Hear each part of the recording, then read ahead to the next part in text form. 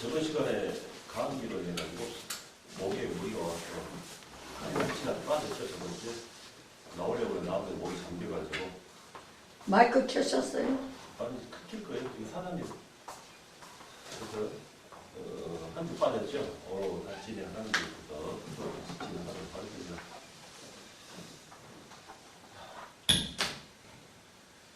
자, 우리가 지금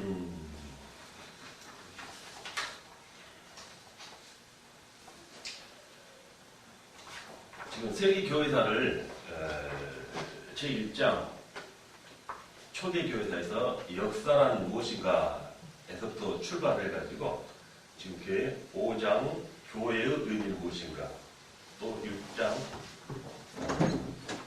사도들이 남긴 공적과 결과, 그리고 7 그리고 초기의 문서들까지 와 있습니다. 초기의 문서들에서 1항으로 사도신경의 정체, 그리고 2항 사도 12사도 기록으로 진행되는데 지금 제1항 사도신경의 정체에 대해서, 그리고 제1 사도신경에 관한 전설, 사도신경의 역사에 관해서 지금 말하고 있는 부분이죠. 그래서 제3항으로 사도신경의 검토부터 지금부터 출발을 해보도록 하겠습니다. 내가 저번주에 감기 걸려서 완전히 회복이 안 됐어요. 그래서 잠시 몸이 잠기더라도 이해를 해주시기 바랍니다.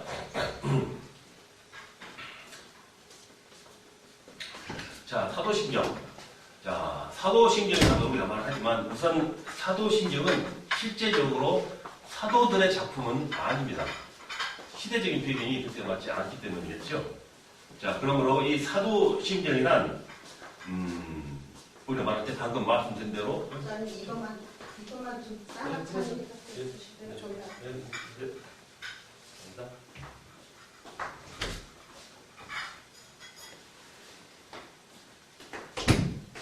자, 그래서 사도신경에 다시 말씀드리지만은 그 사도들이, 예수님이 제자들이 초대교회 그 사도들이 직접 만든 건 아니라는 것을 먼저 말씀드린다는 것이죠. 자, 그래서 어떤 이는 사도들이 직접 지은 것은 아니라 해도 사도들의 신앙을 의미하기 때문이라고 이렇게 말하기도 하죠. 자, 그래서 사도신경이 꼭 사도들의 신앙을 종합한 것이라고 볼 수도 없어요. 여기 보면 시대적으로 볼 때. 그래서 내용상 몇 가지를 우리가 검토해 본다. 뭐 지적할 수 있는 문제가 되겠죠. 자, 가장 먼저 사도신경의 제작 연대가 주후 55년이나 주장을 하는데 그 주장은 약간 차이가 난다고 말해야 됩니다. 그 이후로는 주후 45년경에 야고보가 순교를 했습니다. 12장 1절에, 사도행전 12장 1절에 나온 내용이죠. 그리고 또 신약성경 중 절반가량을 쓴 이 사도 바울도 이 배제가 되는 사도신경의 내용이라는 것입니다. 자, 그래서 그 이름이 걸맞지 않는다 이렇게 생각할 수가 있고, 앞서도 말했지만은 이것은 이 전 시간이죠. 저번 시간에 이 사도신경은 단번에 완성된 것이 아니라 차근차근 사도들이 죽고 난 후에 교회의 필요에 따라서 점차 보완되고 내용이 첨가되었으므로 사도들의 신앙에 한꺼번에 암축된 요약이라고는 볼 수가 없다는 것이죠. 자, 그리고 또 내용 중에 본디오 빌라도에게 고난을 받으사 한 대목이 있죠. 그래서 사도신경을 암송하는 이들은 항상 예수 그리스도를 이렇게 처형케 한 본디오 빌라도에게 분한 감정을 품고 있을 수밖에 없죠. 자, 그러나 동방 종교회나 저쪽 있는 그리스 종교회나 시리아 교회에서는 마태복음 27장 19절에 나온 그 근거에서 본디오 빌라도의 아내인 글라우디아가 그를 성년의 반년에 모시고 있어요. 그 교회들은 우리가 다른 해석하는 것이 사도신경에 대해서, 내용에 대해서. 자, 마태복음 27장 19절에는 그 본디오 빌라도 아내가 꿈속에서 새로운 얘기를 했다 그 내용이 나오죠. 그것을 말하고 있는 거예요. 자, 이 여인을, 그 부인을 성녀의 반열로 올린 그런 교회도 있다는 거예요. 저쪽에는. 자, 또 그래서 사도신경을 아예 또 사용하지도 않아요. 그런 교회는. 저쪽 교회는. 자, 그리고 이집트의 콥틱 교회도 사도신경을 사용하지 않습니다. 콥틱 교회라는 것은 이집트를 말하는 거죠. 이집트에 있는 기독교를 콥틱 교회라고 말하죠. 자, 그래서 사도신경은 로마 카톨릭과 카톨릭에서 분리해 나온 개혁 교회들이 지금 사용하고 있다라고 우리는 이렇게 알고 있죠. 자, 이것은 세계적 입장 볼 때 어떻게 보면 편견이다라고 말할 수 있는 부분입니다. 자, 또 한 가지 사도신경의 원문에는 즉 원문대로 번역한 부분 있죠. 무슨 내용이냐면 나는 성령을 믿사오며 성도들의 교통을 믿사오며 거룩한 카톨릭은 믿습니다 라는 뜻으로 원어로 번역할 수 있다는 것입니다. 그런데 우리말로는 거룩한 카톨릭을 거룩한 공예라 이렇게 고쳐놓은 번역가 있다라고 우리는 알고 있죠. 물론 카톨릭이라는 말이 공예로서 번역될 수는 있습니다. 그러나 이것을 만든 그 카톨릭에서는 자기들만이 이 지상에서 유일한 교회라 이렇게 말하므로 또 자기들의 교회의 결정대로 믿고 따르겠다는 내용을 포함시킨 것이라는 것입니다. 여기에 어떻게 보면은 우리가 사용하고 있는 우리 현재 개혁교회가 되겠죠. 이 부분에 약간 오류가 있었던 부분이 있다라고들 학자들이 말을 합니다. 자, 이런 내용을 우리도 알고 있어야겠죠. 자, 또 한 가지 사도신경의 내용에는 전능하신 하나님의 어미하신 면은 많이 강조되고 부활하신 그리스도의 구속 능력 등은 말하고 있으나 이웃의 사랑이나 아니면 원수까지 사랑할 수 있는 하나님의 사랑과 성령의 능력은 전혀 표시되고 있지 않다는 것입니다. 그래서 따라서 사도신경에는 구약의 율법적인 어떤 그런 신앙에 제약받는 모습이 내포되고 있다라고 우리가 해석을 할 수가 있습니다. 자, 또 한 가지 사도신경을 함께 이해하는 것으로 신앙의 동질성을 찾으려고 하면은 현대 교회 도양이 약간 그런 쪽으로 치우쳐 있다라는 것입니다. 자, 그가 거듭난 그리스도인이냐 아니냐 하는 것은 불문에 거치고 습관적인 관습으로서 이렇게 암기와 동의함으로써 인정함으로써 신앙인 양 착각할 수 있는 어떤 그런 부분도 만들어 있다라는 것입니다. 자, 그래서 우리가 사도신경이 아니라 수많은 성경을 많이 암송하다 할지라도 그가 인격에 따라서 변화가 없는 한 아니면 그가 구원의 구속을 믿지 않는 한 이걸 암송한다 할지라도 사도신경은 사도신경일 뿐이다라고 우리가 해석할 수 있다라는 것입니다. 자, 그래서 우리가 말할 때 개혁교회들이 우리가 예배 때마다 사도신경을 암송하는 것이 신앙의 동질성을 확인하는 어떤 요식 행위라면은 그것은 우리가 잘못 생각할 수 있다라는 것이죠. 그래서 우리가 사도신경 우리가 사용하고 있지만 사도신경을 우리가 아무리 암송한다 해도 또 그의 인격의 변화가 없는 한, 즉 복음 안으로 들어오지 않는 한 그것은 백해 무익한 것이다 라고 또한 생각할 수 있습니다. 자, 따라서 좀 더 새로운 것을 많이 찾아야 할 것이다 라고 생각합니다. 그래서 우리가 사도신경을 사용하는 것은 하나의 의식행위, 의례적인 행위에서 사용하고 있다라는 것을 우리는 받아들이고 있다라는 것입니다. 자, 이렇게 볼 때 우리가 이 사도신경에 대해서 그 내포되어 있는 시대적 배경, 또 제작된 과정 이런 것을 우리가 세부적으로 알아야만 한다 하는 것을 우리가 알 수 있죠. 자, 그렇죠. 자, 우리가 이렇게 사도신경에 대해서 저번 시간부터 사도신경의 정체, 사도신경에 관한 전설이 있었죠. 전에 나눈 이야기들, 그리고 사도신경이 만들어진 역사 이렇게 알아보고 지금 방금 말씀드린 사도신경에 대한 포함되어 있는 내용적인 면을 우리가 잠깐 검토를 해 보았습니다. 자, 제2항으로 가보겠습니다. 자, 먼저 연결을 공개할게요.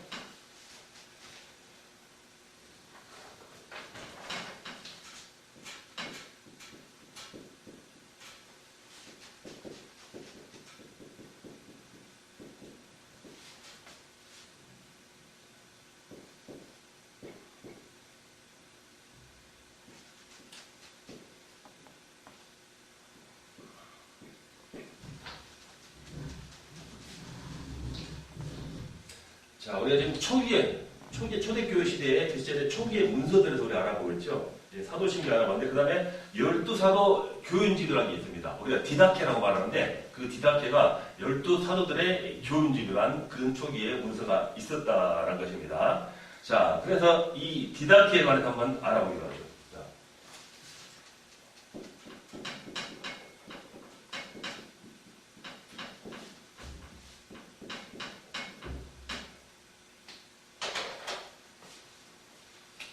자, 12사도 교인집이라는 이 디다케죠.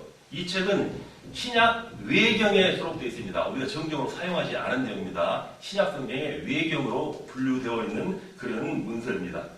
자, 원 제목은 12사도를 통하여 이방인에게 준 주님의 교훈이라는 말로 되어 있는 그런 내용입니다. 자, 이 문서는 1873년 그리스 정교회 주교인 필로디우스 브리에니우스라는 그런 주교가 콘스탄티노플 있죠? 콘스탄티노플의 예루살렘 도서실에서 발견해가지고 그 나중에 세월이 흐른 후에 발견한 것이죠. 그래서 10년이 지나서 출간되면서 이제 세계적으로 알려지겠다 하는 것이 그 탄생된 배경이 되겠습니다. 자, 그래서 이 문서가 알려지면서 여러 가지 문제들이 이제 야기되기 시작했다는 것이죠. 자, 12사도 교훈집이라는 그 책 내용과는 달리 그 내용이 사도들의 교훈과는 달리 거리가 먼 내용이었고 또 이 책을 인용하면서 기독교의 탈선 등이 생겨나기 시작했던 그런 문서이기도 한 것입니다. 그러니까 우리 정경이 들을 수 없겠죠. 외경으로 분류된 어떤 이런 것으로 우리가 되는 것이죠. 자, 그리고 이 내용에 대해서 한번 살펴보기로 하죠.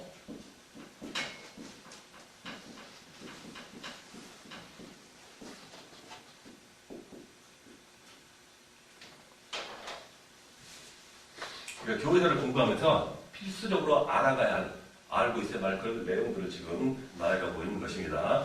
자, 전편은 모두 16장으로, 16장으로 구성되어 있습니다.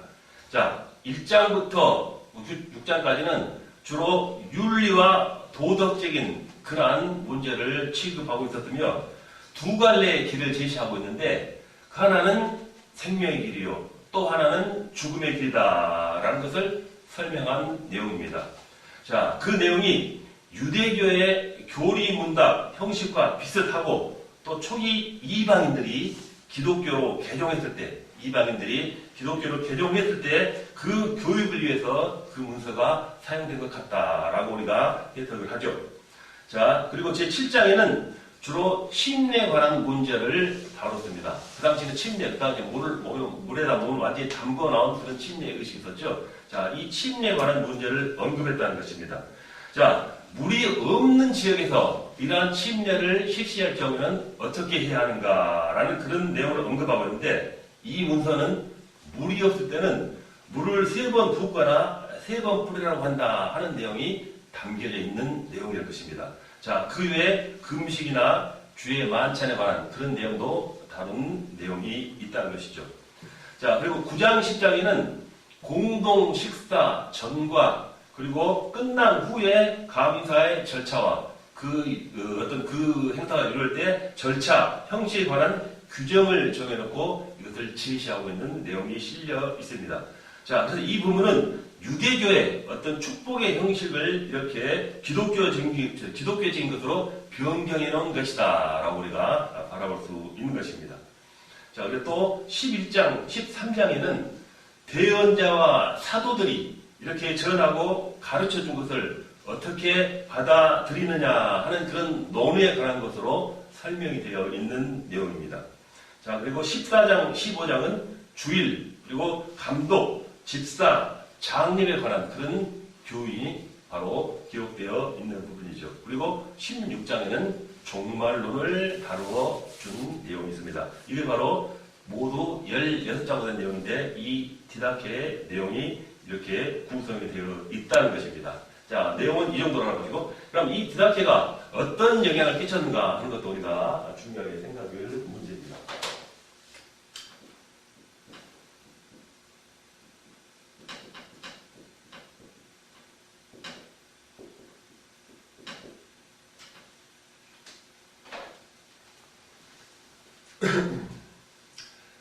자, 이 문서에 근데 이 저자는 누구인가는 전혀 알 수가 없습니다. 추측한다면은 아까 내용이 잠시 나왔듯이 아마 물이 없는 지방의 어떤 그 부분에서 이 문서가 만들어지지 않았느냐 하는 것을 우리가 유추해 볼 수 있습니다. 그러니까 이집트나 아니면 기타 사막으로 된 국가에서 이 책이 만들어지지 않은가 하고 생각해 볼 수가 있는 것이죠. 자, 물이 없는 지방에서 물론 침례가 분명히 어려울 거예요. 요즘 우리는 뭐 물을 이렇게 머리에 뿌린 정도로 하지만 그 당시에는 반드시 침례를 했기 때문에 침례가 참 어려운 것이 사실이라는 것입니다. 따라서 그 내용을 바라볼 때 이 문서는 그런 문제를 해결하려는 그런 의도가 있는 저자가 썼다고 볼 수 있는 것입니다. 그렇다면 이 12사도 교훈집이라는 책명과는 달리 12사도와는 아무 관련 없는 사람의 작품일 수도 있다라는 것이죠. 자, 이것은 12사도의 이름을 이렇게 빌려서 빙자했다고 그럴까요? 그래서 만든 작품이라고 볼 수가 있는 것입니다. 자, 그리고 이 디다케의 내용도 사도들이 직접 일러준 교훈과는 다른 내용들이라는 것입니다. 자, 침례는 분명히 물에 잠그는 그런 의식이었습니다. 자, 유대 나라도 분명 물이 귀했지만은 물이 많은 먼 곳까지는 가서 침례를 하고 와서 치렀던 것을 바라볼 수가 있는 것입니다. 그런데 물이 귀하다는 이유로 그 당시에 물을 뿌리거나 붓도록 했다는 그런 기독교 의식을 당시 입장으로 봤을 때 그 당시에 기독교의 의식을 변질시키는 내용이 있었다라고 하는 것이죠. 자, 그래서 이 신약 성경 중에서 교훈이라는 말, 12사도의 어떤 그런 교훈이 담겨진 제목으로 되어 있지만은 실제 내용과는 다르다는 말을 했었죠. 자, 그래서 이 교훈이라는 말이 디다케라고 말씀드렸었죠. 자, 신약 안에서도 이 교훈이라는 말이 한 30여 회가 나온 걸로 알고 있습니다. 자, 그래서 기독교가 전도를 해서 교육하는 것은 그 당시에 신앙생활의 기본이었습니다. 그런데 사도들의 사상과는 전혀 다른 위장된 이런 사도의 교훈집은 이러한 영향으로 말미암아서 기독교가 잘못된 길로 가는, 즉 타락하는 길로 가는 어떤 시발점이 된 내용이다라고 우리가 판단을 해볼 수가 있는 것입니다. 자, 그래서 이 디다케라는 이 문서의 연대를 대략 주후 125년부터 165년으로 추산합니다. 자, 그렇다면 이 연대는 분명히 사도들이 살아있던 시기가 아니죠. 그렇기 때문에 사도들의 직접적인 내용과는 관계가 없는 제목을 사용한다라는 것입니다. 그렇기 때문에 기독교는 아주 일찍부터 어떻게 보면은 영적으로 이렇게 사탄의 공격을 받고 있었다라는 것도 이런 부분에서 우리가 생각해 볼 수가 있겠죠. 자, 그래서 이 문서는 초대교회의 어떤 예배 모범과 생활이 어떻게 달라졌는가라는 그런 것을 알게 해주는 자료로서의 가치는 있다라고 우리가 이렇게 풀이를 해볼 수가 있는 것입니다. 자, 이렇게 12사도의 교훈집, 디다케라고 그러죠. 디다케의 유래, 디다케의 내용, 디다케의 영향에 대해서 여러분과 함께 살펴보았습니다. 자, 다음에는 3번 하고 이거 치워도 되죠?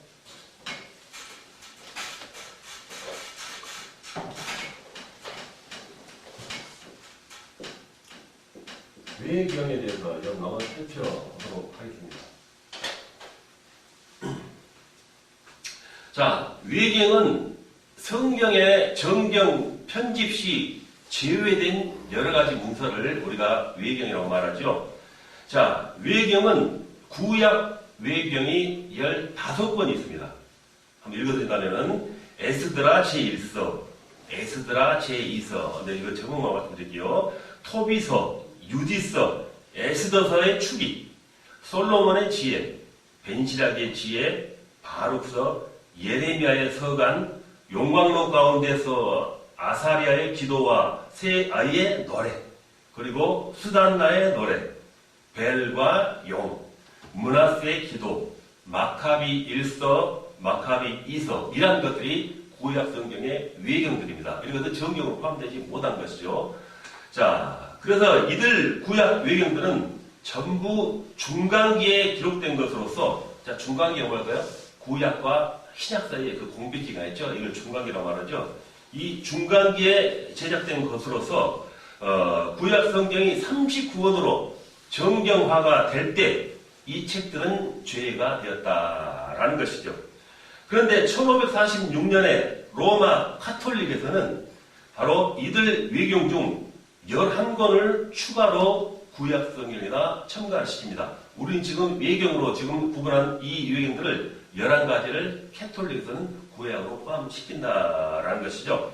자, 그래서 이 구약의 외경이나 위경이죠. 외경은 외친 거, 위경은 거짓으로 만드는 거기 때문에 또 분명히 달리 생각을 해야 될 부분입니다.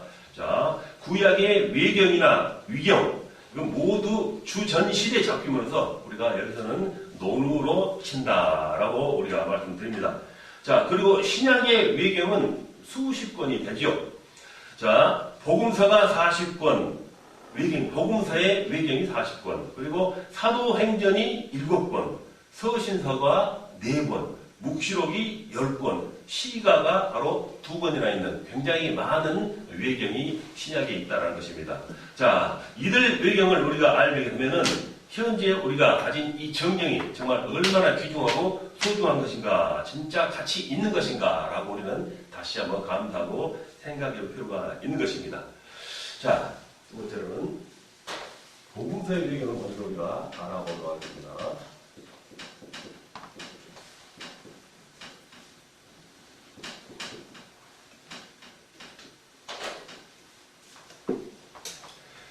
자, 외경에 대한 부분을 이제 낱낱이 이름 하나하나 하면서 설명할 텐데, 많은 이름들이 있어요. 자, 한번 읽어드리고, 이런 걸 기록을 못하도록 한번 듣고, 한번 상기시켜 보도록 합니다. 자, 복음서 외경 중에는 가장 먼저 아그라파라는 외경이 있습니다.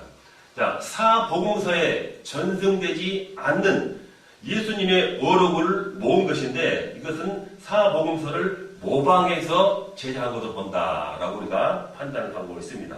아그라파라는 것은. 자, 그 다음에는 옥시링쿠스 파피루스. 자, 옥시링쿠스 파피루스라는 것은 종이를 만드는 그 식물을 얘기하죠. 그 나중에 파피루스를 책이라는 어떤 그런 언어를 가질 수 있는 그런 말로 이렇게 사용하기도 했었죠. 그래서 옥시크루스 파피루스는 옥시링쿠스 책이다, 서적이다 그렇게 말씀드릴 수 있겠습니다. 자, 그램펠과 헌트가 1905년에 이 옥시링쿠스에서 발견된 한 장의 양피지, 자, 동물의 가죽에, 양의 가죽에서는 한 장의 어떤 그런 양피지에 기록된 내용들이라는 것입니다. 그 사본인데 4 내지 5세기의 것으로 알려지고 있다라고 전입니다. 내용은 예수님과 대제사장의 두 사람의 사이의 문답을 기록한 것이다. 이렇게 알려지고 있습니다. 자, 그리고 에게르톤 파피루스, 150년경에 제작된 이집트에서 제작된 것, 이러한 그 외경이 또 하나 자리하고 있다는 것입니다. 또 한 가지, 옥시링쿠스 파피루스 말씀드렸죠. 아까 그분들이 1903년에 발견한 3세기 초의 것으로서 내용은 예수님의 말씀 5가지를 포함한 어떤 그런 내용을 담고 있는 것입니다. 이것도 외경에 속한 부분 내용이죠. 자, 그 다음에 쭉 읽어보면 여러 가지 있을 때 말씀만 드릴게요. 옥시링쿠스 파피루스. 자, 189년에 발견됐고, 또 한 가지 옥시링쿠스 파피루스 655. 이것은 1908년에 발견되었고, 옥시링쿠스 파피루스 또 세 번째죠. 1224라고 명명을 했는데, 학자와 예수님과의 대화를 수록한 내용이 실려 있습니다. 자, 카이로 파피루스. 이것은 예수님의 탄생과 이집트로 피난했을 때 내용 있죠. 예수님의 탄생과 예수님께서 이집트에 피난했을 때 그거에 관한 내용이 담겨져 있는 것이 바로 카이로 파피루스입니다. 그리고 또 피아욤 단편 이것도 있고, 또 프라이로기온 5세기경에 만드는 것이죠. 또 사도들의 서간. 자, 카이로 고고학 영국에서 발견을 했으며 11제자가 성도들에게 보낸 그런 서간으로 된 내용입니다. 왜 사도신경이 아니죠? 우리 신약에 있어서 정경에 포함되지 않지만은 외경으로 구분될 수 있는 내용인 것이죠. 자, 스트라부르크, 그리고 파피루스, 나사렛 사람 복음서, 그리고 에비온파 복음서, 히브리인 복음서, 이건 유대적 그리스도의 복음서라 이렇게 전해지고 있고, 이집트인 복음서, 그리고 베드로 복음서, 진리의 복음, 이것은 콥트어로, 즉 이집트어로 기록되었으며 시리아나 이집트의 3세기경에 만들어진 것이다 라는 것이죠. 그리고 예수 그리스도의 소피아, 부활한 예수님께서 제자들에게 말씀하신 내용을 기록해 놓은 것입니다. 그리고 파스티스 소피아, 그리고 예후의 두 책, 빌립보 복음서, 토마스 복음서, 마티아 복음서, 그리고 유다의 복음서, 그리고 또 계속 읽을게요. 자, 요한의 아포리 크리폰. 부활하신 그리스도가 구원의 비결을 만들어서 전해준 내용인 것입니다. 그리고 예수와 요한의 대화, 그리고 마리아의 질문, 마리아의 복음서, 그리고 마리아의 겟나, 케린토스의 복음서, 그리고 마르시온의 복음서, 아펠레스의 복음서, 바르데사네스의 복음서, 마니의 복음서, 야곱의 원복음서, 도마스에 의한 유년 예수 이야기, 그리고 아부가로스의 전설, 콥트어 이집트인의 복음서, 콥트어 이집트의 복음서 두 번째죠. 자, 이렇게 많은, 지금 여러 가지를 말씀드렸는데, 이렇게 많은 복음서들을 이렇게 제쳐놓고, 우리가 지금 가지고 있는 이 사복음서만 갖게 되었다는 것은 얼마나 큰 하나님의 사랑이고 뜻이 깊은가 하는 것을 우리가 다시 한번 깨달을 수가 있는 것입니다. 이 많은 복음서들이 말씀은 기록되어 있지만은 정경 안에 들지 못했다라는 것입니다. 자, 복음서 외경을 알아봤죠. 그 다음에는 사도행전 외경에 대해서 한번 알아보겠습니다.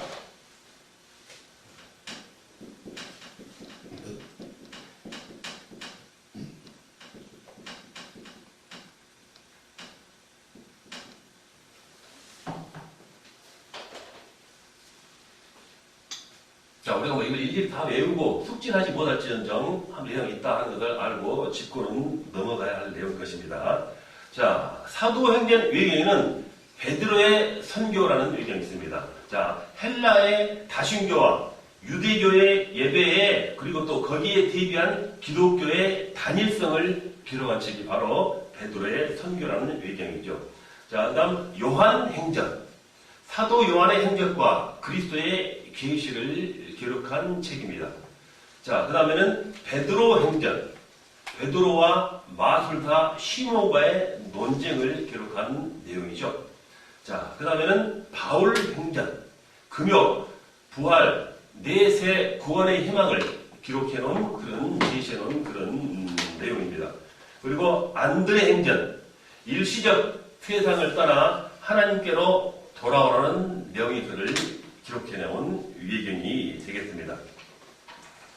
자, 다음에는 도마 행전, 도마의 남인도의 전도 여행기를 기록해놓은 내용이 되겠습니다.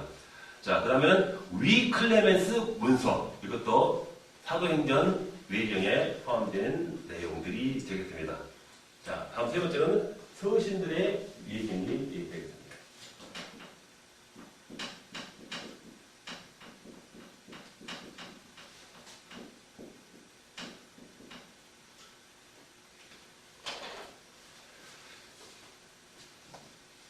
자, 읽어볼게요.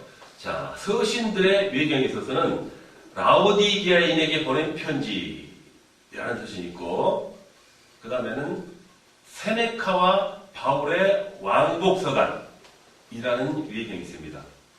그리고 세 번째로 또 위디도의 편지, 이것도 서신들 외경이고, 콥트어 야곱의 편지, 이것도 서신들의 외경이 되겠습니다. 다음에는 묵시록 외경에 대해서 한번 보겠습니다.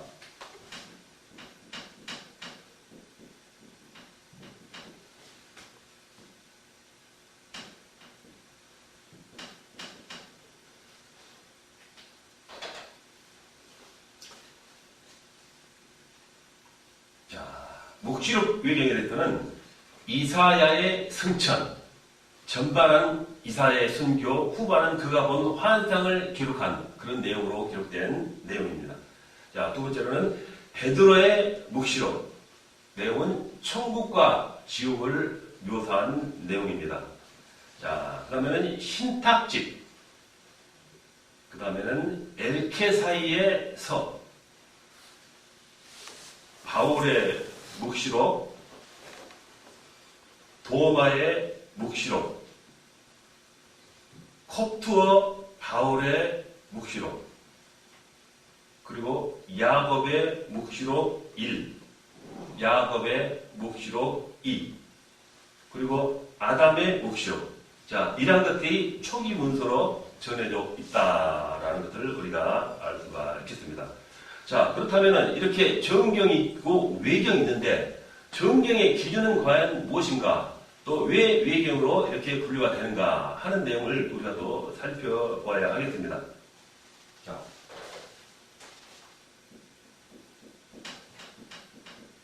그러면 정경의 기준은 어디 있는가라는 것이죠.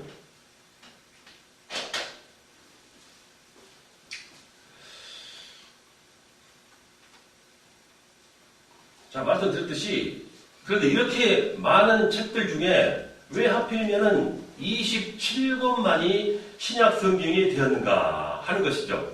자, 여기에 대한 정경의 기준으로는 카르타고 공회에서 정한 기준은 다음과 같습니다. 기준이 있다는 것이죠.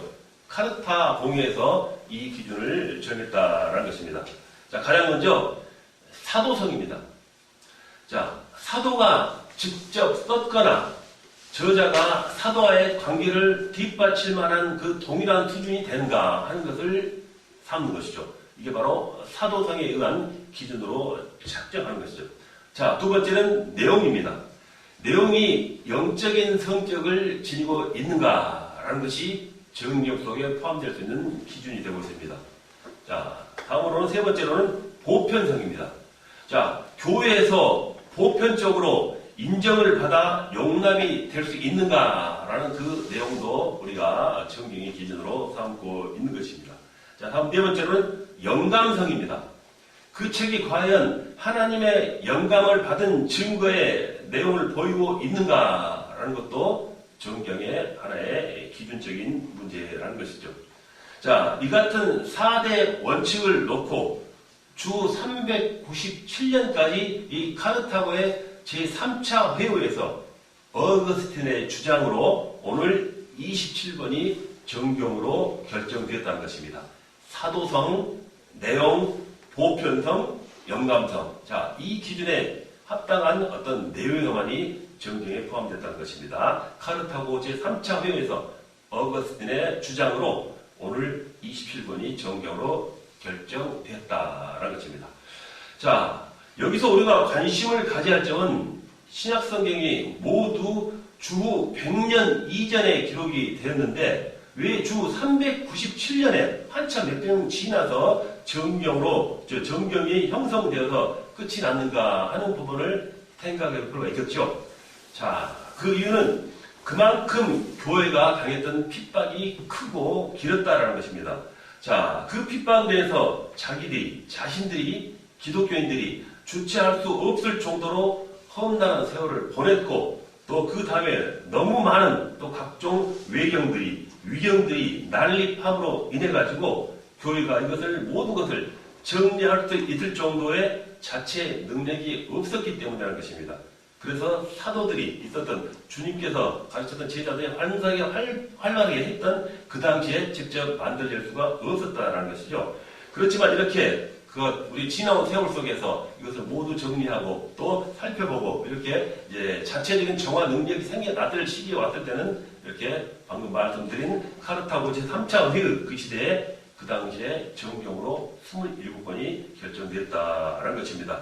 자, 이렇게 세월된 어떤 그런 긴 세월 기간에서 이렇게 만들어진 그런 의미는 어떻게 보면 하나님께서 수많은 세월 동안 이렇게 시련을 지니고 살아갔던 그 기독교인들의 믿음이 또 그들의 희생이 찬란 같은 보석 같은 그런 이렇게 아름다운 글들로서 우리의 복음의 내용으로서 전해진 것은 하나님의 섭리다라고 우리가 이 시대에 다시 생각해 볼 수가 있다라는 것입니다. 자, 이렇게 초기의 문서들 사도신경 그리고 12사도 교훈집 그리고 외경 이런 부분을 한번 여러분과 살펴보았습니다. 자, 다음에는 제 8항으로 지나가 보도록 하겠습니다.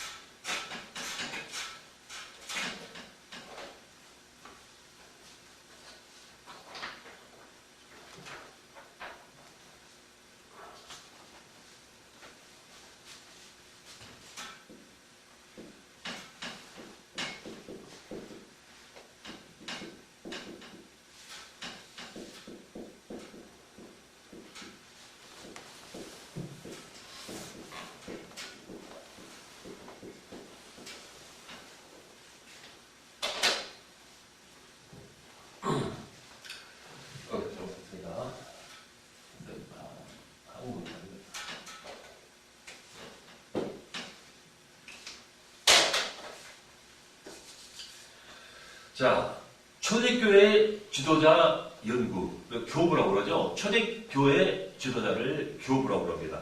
자, 예수님의 제자는 사도라고 그러죠. 미리 말씀드리면 그 사도의 가르침을 받은 그 이의 제자들은 또 속사도라고 그러죠. 자, 일단 이렇게 우리가 구분 시대적으로 구분해서 말할 수 있는, 나눌 수 있는 명칭이 있다는 것입니다. 자, 우리가 지금 방금 교부라고 말씀드렸는데 과연 교부란 말이 영어에 적합한가라는 것을 다시 한번 생각해 볼 필요가 있습니다. 자, 땅에 있는 자를 아버지라 하지 말라. 너희 아버지는 한 분이시니 곧 하늘에 계신 이시니라 라고 한 말씀이 분명히 있다라는 것입니다. 자, 그렇지만 일단 카톨릭에서 만든 교부라는 용어는 쓰고 있지만은 우리가 그대로 받아들여서 이렇게 표현하기는 약간 문제가 있다라는 것이 우리의 내용이라는 것입니다. 그래서 이 교부라는 말을 물론 교부도 좋겠지만은 초대교회 지도자라고 쓰는 것이 더 옳다는 것이다라고 말을 먼저 드릴 수가 있겠습니다. 자, 신약교회가 맨 처음 시작된 것은 어딜까요? 그것은 예루살렘 교회죠. 예루살렘이 함락된 다음에는 안디옥 교회가 중심이 되었다라고 우리가 전전 시간에 우리가 한번 배웠습니다. 자, 이 안디옥 교회는 수리아, 메소포타미아, 그리고 아시아, 인도, 한국 가장 먼 이 동안 아시아의 끝까지 이렇게 뻗치게 되고 마게도니아 지방의 빌립보, 그리고 데살로니가 교회, 헬라 지방에서는 고린도와 아덴 등으로 이렇게 복음이 전파되어 교회가 세워지기 시작했습니다. 자, 남쪽 중심지에는 알렉산드리아 교회가 이렇게 세워지게 되었고 이렇게 동서남북으로 사방으로 복음이 전파되면서 교회가 확장되기 시작했다는 것입니다. 자, 여기서 이제 구약이 헬라어로 번역되기도 합니다. 그리고 이제 로마가 교회의 중심이 되어가지고 이제 중세 교회까지 계속 지속돼가는 그런 교회 역사를 우리가 바라볼 수 있는 것입니다. 자, 여기를 비롯하여 이탈리아, 그리고 비엔나, 그리고 영국과 독일 등으로 이렇게 교회가 복음이 점차 온 세계로 퍼져 나가게 되는 것을 우리가 알 수 있는 것입니다. 자, 이렇게 기독교가 전 세계로 확산돼 갈 때 이들 교회의 지도자들은 과연 누구였는가라는 것입니다. 자, 그들이 바로 초대 교회 지도자인 교부라라고 우리가 명명을 하였다라는 것입니다. 그들을 바로 우리가 교부라 했다는 것입니다. 자, 그들은 사도들의 뒤를 이어서 예수님의 제자들이죠. 그 사도들의 뒤를 이어서 교회 건설과 그리고 교리 발달에 크게 활약을 해서 이제 후세에 중요한 영향력을 남긴 지도자를 우리가 이렇게 초대교회자, 바로 지도자 교부라 이렇게 말을 하는 것입니다. 자, 이들은 시대에 따라서 사도적 교회, 중요한 어떤 영향을 미쳐가면서 교회를 하나하나 그리고 교회를 발전시키기에 시켜나가기 시작했다는 것입니다. 자, 그래서 이들을 사도적 교회 지도자, 또 우리는 시대적 배경입니다. 사도적 지도의 지도자, 그리고 니케아 시대 회의 이전의 지도자, 그리고 니케아 회의 이후 그레고리 1세기 중세기 시작된 그 부분, 그 직전까지 지도자를 이 세 가지로 우리가 구분하고 있는 것입니다. 자, 우리 강의에서는 중세 시대를 시작한 그레고리 1세 이전까지의 교회 지도자인 어거스틴까지로 북한에서 우리가 다루기로 한다는 것입니다. 자, 카톨릭에서는 중세 시대 지도자까지를 포함해서 교부라고 부르기도 합니다. 자, 사도적 교회 지도자로는 로마의 클레멘트, 사도적 교회는 지금 사도들의 바로 뒤를 이은 그런 지도자를 말하는 거예요. 자, 그래서 로마의 클레멘트, 안디옥 감독의 이그나티우스, 서마나 교회 감독 폴리카, 히에라폴리스의 감독 파피어스 바나바, 그리고 헬마스, 디오그네투스 이라는 사람들이 바로 사도적 교회의 지도자로 우리가 구분을 하고 있는 것입니다. 자, 그 다음에 니케아 이전 시대의 교회 지도자로는 변증가, 헬라교회 지도자, 라틴 교회 지도자 세 가지로 구분이 되는데 변증가로서는 저스틴, 아테나고라스 등이 있으며 헬라교회 지도자로서는 이레니우스, 클레멘트, 오리겐이 있고 라틴교회 지도자로서는 터틀리안, 키프리안이 있는 것입니다. 자, 이 니케아 이후의 교부는 어거스틴까지 교회에서 활약한 여러 가지 신학자를 우리가 말하고 있습니다. 자, 그래서 우리가 이렇게 초대교회 주도에서 관한 어떤 소원에 대한 부분을 우리가 말씀드려봤는데, 가장 먼저 구분할 수 있는 것을 우리가 세 가지로 구분할 수 있다고 그랬었죠. 가장 먼저 사도적 교회 지도자, 이 부분에 대해서 먼저 한번 살펴보도록 하겠습니다. 그 인물에 대해서는 방금 여러분에게 나와드렸었죠. 그래서 제2항으로